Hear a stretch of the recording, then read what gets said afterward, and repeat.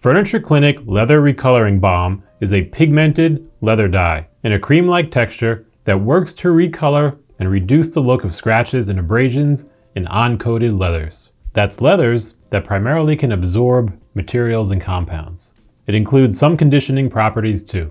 We're going to look at the manufacturer, check out the product itself and the ingredients, and then do a step-by-step application so you can see for yourself if it's something that will be helpful for your project. Furniture Clinic was started in 2004 with its headquarters based in Consett, United Kingdom. That's in Northeast England. Their product range initially included leather and wood cleaning and care products, and then it expanded to include dyes and paints, fillers, glues, and many other specialist products for leather. Furniture Clinic Leather Recoloring Balm's key ingredients likely include pigment and antimicrobial treatments. There seems to be a lot more in there, though the formula itself is not easily accessible and they don't really list the ingredients. Though the material safety data sheet from 2019 does not seem to list any hazardous ingredients. It does seem to recolor and have some conditioning agents and provide some shine when buffed. So it would be helpful to know more exactly what's in there. In general, with most things that you put into your leather, it's helpful to know what's in it because likely what is put into those fibers will last there potentially forever. So like anything, the more that we know about what goes in it, the more we can be aware about what we're using and how that may impact the leather long term. That said, different use cases can work very well with different products. So let's check out a step-by-step application and see how this works. For that, we'll grab our mat here, and then we have two samples. One we'll keep as our original, and that way we can compare it. And then one, we will apply our recoloring balm to it. So this works really well. Say you've got faded leather, maybe on a couch or some other type of leather that already has a color, and that color is faded. This can help kind of restore that color. So for example, this is black. It comes in several colors, so you can find one that matches closely to what you've got. So with that in mind, we're going to bring in a second sample that's black, and we can see there's a little bit of kind of fading and discoloring in there. So we're going to show you both samples, how it looks on a totally untreated piece, and then we're going to put it over a piece of already colored black leather, and then has some faded spots that we will touch up with this recoloring balm. So first thing we'll do is read the instructions. Pre-test on a hidden area. It's always a great idea. To work, the damage must be a lighter color than the leather and absorbent. Rub into the leather, wait 10 minutes, then buff with a clean cloth. Apply additional coats to achieve a darker color. Once you're happy with the color, apply leather protection cream to protect and maintain. All right, it seems easy enough. So what we'll do is we'll open it up.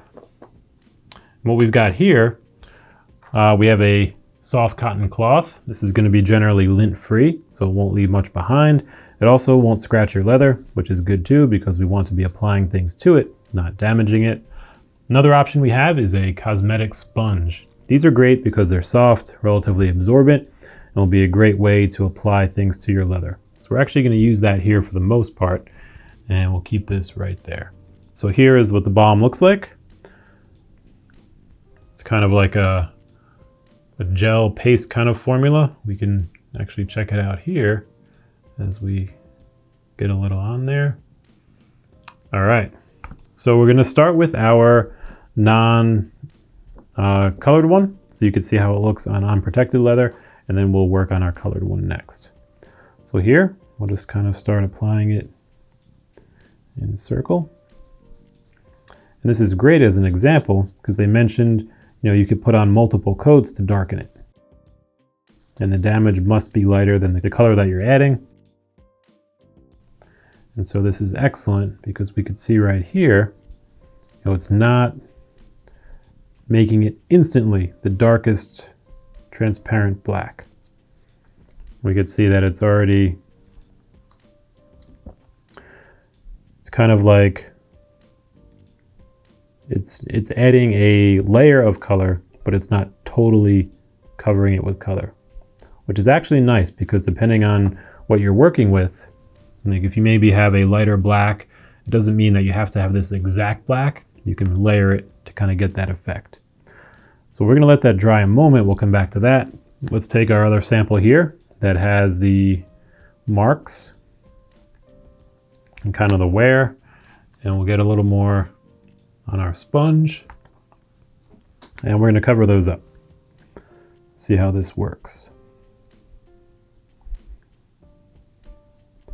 You could already see with just one application there and barely doing much, those marks are no longer visible. So that's great. You know, it's a really easy way to touch it up. You're not gonna mess up too much of the coloring around it because again, it's gonna be a little bit of a transparent color at first. So that's excellent. And then if we look back at our first one, let's see how an additional layer will look.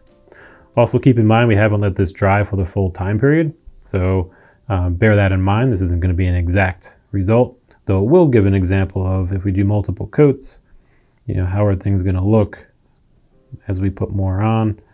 And we should expect it to get darker.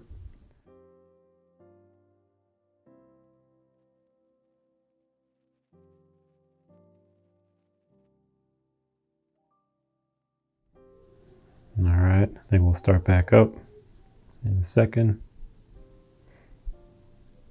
And yeah, so it should get darker as we expect, and we're kind of seeing that here.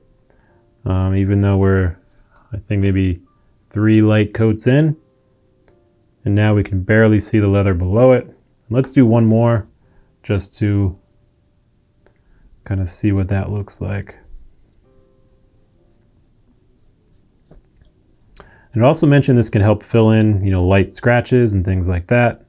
So you probably need several coats to build up enough to kind of cover that, though that could be an option as well. And there we go. It's already getting a little bit darker. And our piece that had the scratches and the wears, you can barely see it in there. So what we'll do now is we'll cover this back up so it doesn't dry out. And there we have the original. We also have our sample with some coloring applied to it. It's 4 layers. And then we've got here our recolored, already darkened, our recolored sample. So overall, the recoloring balm went on relatively easily, seemed to do what it said it would. It applies in layers, which can be helpful. So if you're looking for a product that can do what this does, this might be worth checking out. And there you have it. Until next time.